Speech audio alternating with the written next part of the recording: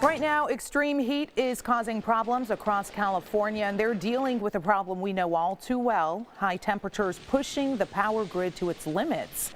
Meanwhile, the heat is fueling several wildfires across the state, one of them doubling in size in 24 hours. Evacuation orders are in place. So let's bring in meteorologist Ashley Carter, tracking the forecast here in Central Texas. And I know initially we were really in that extreme drought period just a few weeks ago, where wildfires could have been popping up like they are in California, but things are a little better now. Yeah, in fact, some burn bans were allowed to expire because of that rainfall that we got over the last week and a half. But as you take a look at this 7-day forecast, no rain chances are about through this weekend, as well as we go into the beginning of next week, as we'll continue to see dry conditions. Temperatures stay right around seasonable into those low to mid 90s.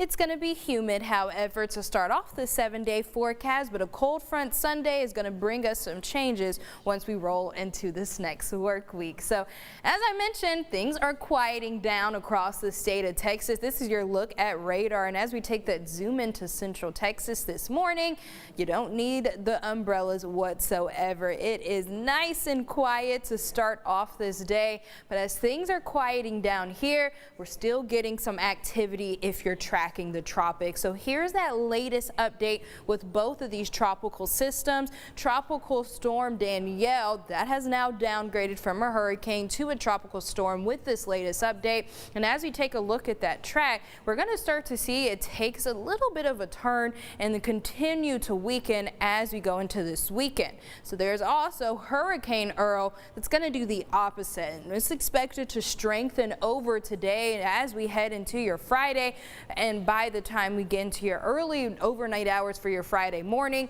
bringing those tropical storm conditions to the island of Bermuda. Now for us here in Central Texas, won't see any impacts of that, but with the rainfall that we've gotten over the last couple of weeks, that's going to impact this latest drought monitor that we're going to get here later this morning. Extreme drought conditions still exist for most of Central Texas, but each and every week, because of that rainfall, it has helped out with that drought situation, and we really needed it. But if you guys really need the car wash and have been holding out because of the rainy weather that we've seen, green lights all the way through starting today, because slim to none. That's exactly what our rain chances are as we roll on throughout this weekend. And you're probably going to want to grab the shades, leave those umbrellas at home, as we're going to see those temperatures in the upper 80s by your lunch hour. And you notice we'll be slightly cooler temperature wise as we go into this afternoon, only topping out into the low 90s, but because of the humidity, it's not going to feel much of a difference. So anytime you see dew point values 65 and above, be prepared to see a sweaty conditions as we go into this afternoon. And then as we go into around 3 o'clock, we'll start to see dew point temperatures drop. The lower 60s is still sticky degree zone. Really 55 is those dew point values that are going to contribute to those comfortable conditions. Now as we go on throughout the end of this work week and into the rest of this weekend, we're going to see temperatures stay right around seasonable, slightly above average once we get into your Saturday as well as your Sunday.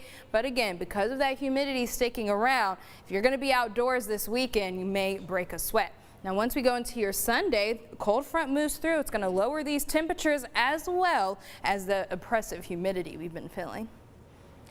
Okay, Ashley, thank you so much.